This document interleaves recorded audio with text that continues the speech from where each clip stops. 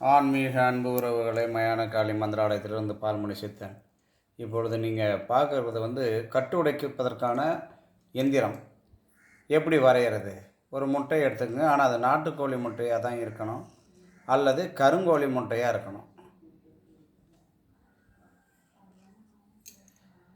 இது ஒரு முக்கோணம் நடுவில் என்ன பண்ணணும்னா இப்படி சீன்னு போட்டுக்கணும். போட்டுட்டு இப்படி ஒரு சூளம், இப்படி ஒரு சூளம்,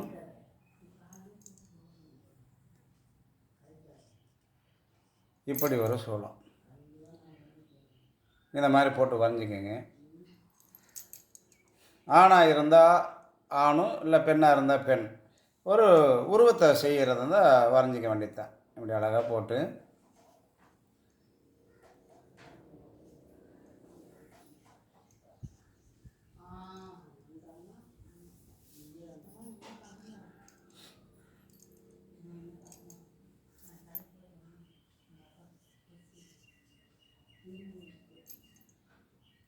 இப்போ நீங்கள் இந்த மாதிரி ஒரு பொம்மையை போட்டுக்கலாம். இந்த மாதிரி நீங்கள் சி அப்படின்ற ஒரு விஷயத்த பண்ணலாம். இந்த மாதிரி 9 முட்டையிலையும் மறைந்து லைனாக வச்சுக்கணும். அடுத்தது எலுமிச்சம்பழம், ஒரு 30 எலுமிச்சம்பழத்தில் போட்டு வச்சுக்கோங்க. அப்புறம் தேங்காயை என்ன பண்ணுறீங்க, ஒரு மஞ்சள் பூசி அதில் ஒரு பொட்டு வச்சு அதை தேங்காயை 6 தேங்காய் வச்சுக்கோங்க. பூசணிக்காய் எடுத்து வச்சுக்கோங்க, ஒரு கோழி எடுத்து வச்சுக்கோங்க. பச்சரிசி மாவில் பொம்மை செய்ய முடிஞ்சால் பொம்மை செய்யுங்க, அது ரொம்ப நல்ல விஷயம். அவல் பொரிக்கடலை காதோலை கருகு பண்ணி வச்சுக்கோங்க. வச்சு நீங்கள் அதை வச்சு சுற்றி ஒன்று எடுத்துக்கணும். செய்யக்கூடிய முறை இதுதான் கட்டடிக்கக்கூடிய ஒரு சக்தி வாய்ந்த பிரயோகமான ஒரு எந்திர பிரயோகம். தரையில் வரைகிறதுக்கு நான் ஏற்கனவே ஒரு வீடியோவில் அனுப்பியிருக்கேன், அதை மாதிரி நீங்கள் பார்த்துக்க வேண்டியதான். ஆண் பாவை செய்யலாம். இதையே நீங்கள் எதிரிகள் பேர் இருந்தால் எதிரிகளுடைய பேரை எழுதலாம். அந்த இடத்துல பார்த்துக்க. சிவாயம் நம்ம சந்தேகம் இருந்தால் கால் பண்ணுங்கள். வாழ்க வளமுடன். தர்மயுத்த சேனலை சப்ஸ்கிரைப் பண்ணுங்கள். பயனுள்ளதாக இருக்கட்டும். நாளை அமாவாசை தினன்றதுனால நாளை கட்டாயமாக காலையில் 6 மணிலேருந்து மறுநாள் காலையில் 6 மணி வரலும் இருக்குது. மாந்திரிக பூஜை செய்பவர்கள் இரவிலே செய்யுங்கள். கழிப்பு எடுக்கக்கூடியவர்கள் பகலில் நீங்கள் 12 மணிக்கு மேலே செய்யலாம். இல்லை உக்கிரமான முறையில் பெரிய பூஜை பண்ணி யாக வளர்த்து பண்ணணுன்னாலும் நீங்கள் நைட்டில் பண்ணுங்கள். சந்தேகம் இருப்பின் என்னை தொடர்பு கொண்டு உங்களுடைய சந்தேகத்தை நிவர்த்தி செய்து கொள்ளுங்கள். இது ஒரு கட்டுடைப்பதற்கான ஒரு முட்டையில் வரையக்கூடிய ஒரு எந்திரம். தரையில் உட்கார வைக்கிறதுக்கான எந்திரம் நான் ஏற்கனவே பண்ணியிருக்கிறேன். அந்த தரையில் உட்கார வைக்கிறதுக்கான எந்திரம் கூட நான் ஒரு இதில் இப்போ நான் போட்டு காமிக்கிறேன். இப்போது கட்டு உடைக்கிறதுக்கான எந்திரம் நம்ம வரைய போகிறோம். என்ன பண்ணணும்னா திருநீர் அல்லது வேறு ஏதாவது பச்சரிசி மாவு அந்த மாதிரி இதில் நீங்கள் வரையலாம். ஃபஸ்ட்டு என்ன பண்ணணும், தரையில் ஒரு 5 அடி அகலத்துக்கு, அப்போ தான் ஆள் உட்கார வைக்க முடியும் இல்லையா, 5 அடி அகலத்துக்கு நீங்கள் இந்த மாதிரி ஒரு வட்ட வடிவம் வரைஞ்சிருங்க. அது மாதிரியே கூட என்ன பண்ணணும், அந்த பாரு இப்படி வரையணும்.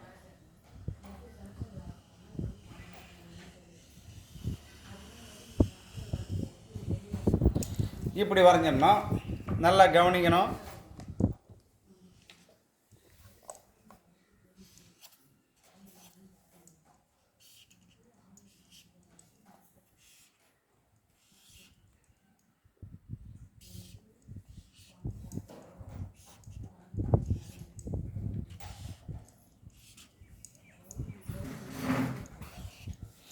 எட்டு மூலையிலையும் என்ன பண்ணுறீங்க, இந்த சூளத்தை வரைஞ்சிடுறீங்க.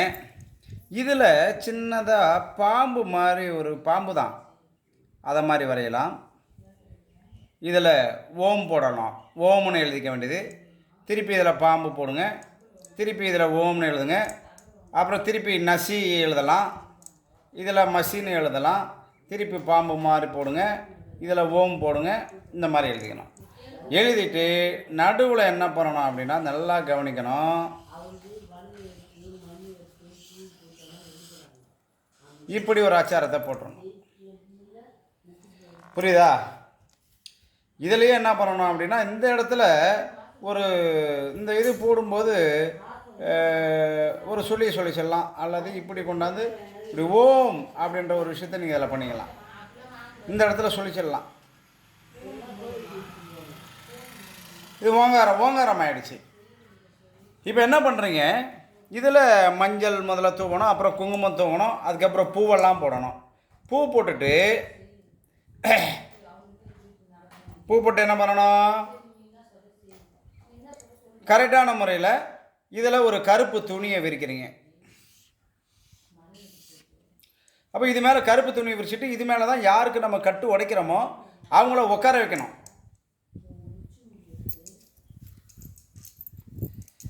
இது மேலே உட்கார வச்சிடணும். சரியா?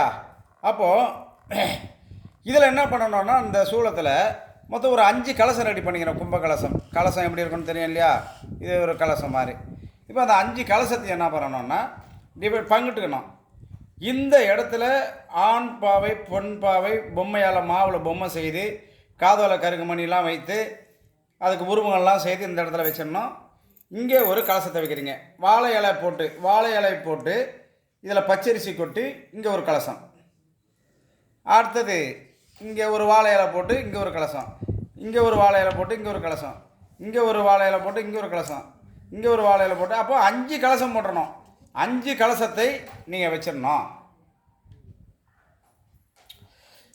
அப்போது 5 கலசத்துக்கு முன்னாடியும் சின்ன அகல் விளக்கில் நல்லெண்ணெய் போட்டு தீபம் போட்டுடணும். தீபம் 5 கலசத்துக்கு முன்னாடி ஒரு வெத்தலை, பாக்கு, ஒரு வாழைப்பழம், ஊதுபத்தியால் சொறி வச்சிடணும். இதே மாதிரி 5 இடத்துலையும் வச்சுருங்க.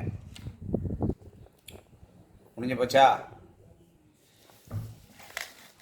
அப்போது இந்த இடத்துல என்ன பண்ணுறீங்க, யாக குண்டம் வைக்கிறீங்க. ஒரு யாக குண்டம் பண்ணிக்க வேண்டியது. இதில் அந்த நாட்டு மருந்து கடையில் கிடைக்கும் யாகம் வளர்க்குறதுக்கான வஸ்துக்கள், குச்சிகள், நவதானியம், எள்ளு, சாம்பிராணி, இப்படி நிறைய விஷயங்கள் இருக்குது இல்லையா? அதை வாங்கி வச்சுட்டு நல்லா அடுக்கிட்டு இவ்வளோ பெரிய கற்பூரம் வைக்கிறீங்க. கற்பூரம் வச்சு நெய்யை ஊற்றிட்டு இதை பற்ற வைக்கணும். இந்த யாகத்தில் இப்படி வளர்த்துக்கிட்டே இருக்கணும். இது எரிஞ்சிக்கிட்டே இருக்கணும்.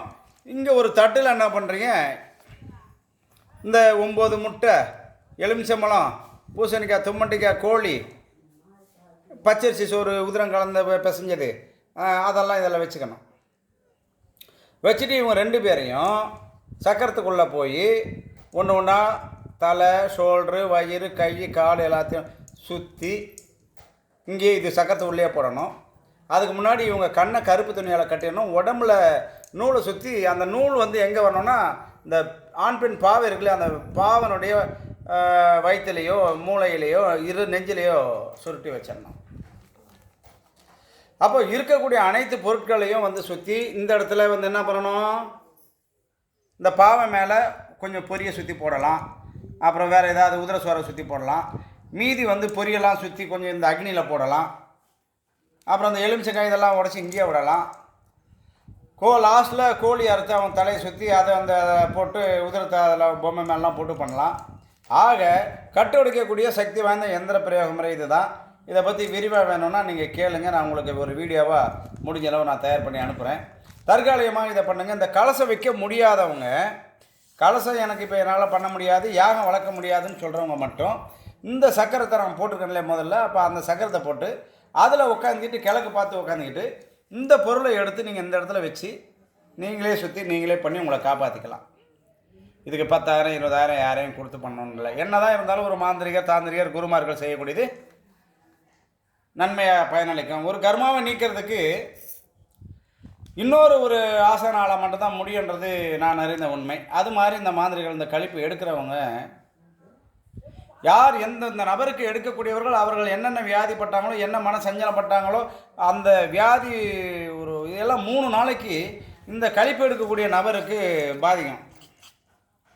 இவனுக்கு தலைவலிக்குதுன்னா 3 நாளைக்கு இவனுக்கு தலைவலிக்கும். கை கால் அடிச்சு போட்டாமல் தான் இவனுக்கு அடிச்சு போட்டாமல் இருக்கான். ஆனால் அவன் என்ன பண்ணுவான், இதெல்லாம் முடிச்சுட்டு அவனுக்கு எண்ணெய் சீக்காய் வச்சு குளிப்பாட்டிட்டோம்னா உடம்பு லேசாகிடும், அவன் பொழைச்சிப்பான். கழிப்பு எடுக்கிறவன் ஒரு 3 நாளைக்கு இவனுடைய நிலைமை மாசமாக இருக்கும். இதுதான் கட்டுடைத்து கழிப்பு எடுக்கக்கூடிய ஒரு முறை. இதை பயன்படுத்திக்கங்க. ஆன்மீக அன்புறவர்களே, நான் இப்போ லாஸ்ட்டாக ஒரு ஸ்தம்பன இயந்திரம் போட்டிருந்தேன். அந்த பதிவில் ஒருத்தர் குறிப்பிட்டிருந்தேன்னு சொல்லி வருத்தப்பட்டாங்க. ஆனால் உண்மையை சொன்ன உடனே எல்லாருக்கும் நோக ஆரம்பிச்சிருச்சு. தமிழ்நாட்டில் இருக்கிற அத்தனை ஒரு விதமான சாமியார்களுக்கு, ஒரு சிலருக்கு, எல்லாரையும் சொல்லலை, யார் பரிந்துரை பண்ணாங்களோ அவங்களுக்கு. சரி, இறைவனுடைய செயல். அந்த பதிவை நீக்கிட்டேன். திருப்பி அந்த சமண சித்தை வந்து நான் உங்களுக்கு போடுறேன். இன்றைக்கி கட்டு விடுக்கிற விஷயத்தை நான் போட்டிருக்கிறேன். தர்மயுத்த சேனலை சப்ஸ்கிரைப் பண்ணுங்கள். தர்மயுத்தம் நல்லா கேளுங்க. இந்த சேனலுடைய பேர் தர்மயுத்தம். ஆமாம், இந்த மாதிரி சுனாமி மாதிரி ஆகிடும். இதுக்கு தான் சொல்கிறது தர்மயுத்தம். எப்பேற்பட்ட ஒரு நிலைமை வந்தாலும் தர்மயுத்த சேனல் நிர்வாகியும் தர்மயுத்தமும் இந்த பிரபஞ்சத்தில் இதுக்கும் அஞ்சாது. சட்டத்துக்கு மட்டும்தான் அஞ்சும், இறைவனுக்கு மட்டும்தான் பயப்படும். என்னுடைய ஆன்மீக ரீதியாக மக்களை தமிழ் மண்ணெங்கும் குருமார்களை உருவாக்குவது, ஆலயங்கள் எல்லாம் பால்பட்டு போய் இல்லாமல் அதை காப்பாற்றுறது, அது மூலயமா ஒரு நிலை, ஒரு குறிப்பிட்ட நடுநிலையில் ஒரு சாமியார் உருவாகணுமே தவிர அவன் குடும்பத்தை விட்டு விகாரமாக அகோரமாலாம் மாறக்கூடாது. அப்போ தான் அந்த பிரபஞ்ச சக்தியோடு இணைந்து செயல்பட முடியும். அதோடு மனிதனுடைய வாழ்க்கை, இலகிய மனசு, ஒரு தன்மை, பேச்சாற்றல், அது எல்லாரும் யாரை பார்த்தாலும் ஒரு அன்பாய், ஒரு ஆன்மாவாய் பார்க்க முடியும். அங்கு ஆணும் பெண் என்றும் ஒரு காம விகாரமோ கொடூரமான எண்ணமோ வராது. சாமியாருங்களுக்கெல்லாம் வரக்கூடாது.